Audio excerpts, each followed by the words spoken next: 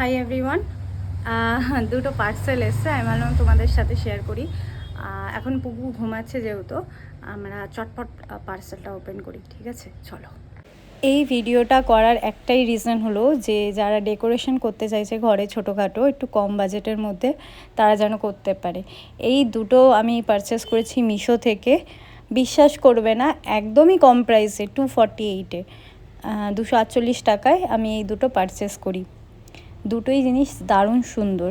আমি এর আগে ওপেন করিনি, ক্যামেরার সামনে আমি ফার্স্ট ওপেন করছি।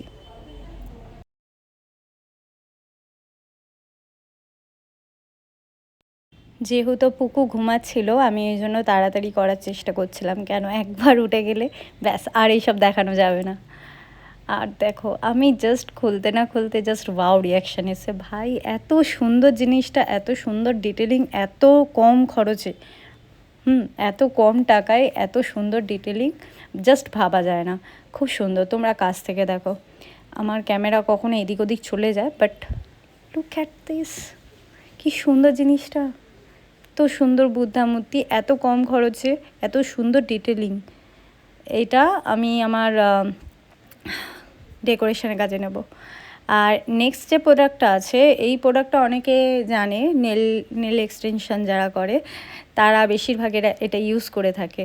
তো আমার মনে হলো এটা ম্যাট হিসেবে ইউজ করা যেতে পারে, বাট সত্যি বলতে একটু ধুলো ময়লার ব্যাপার আছে, বাট কী করব, ভাল লেগেছে, নিয়েছি।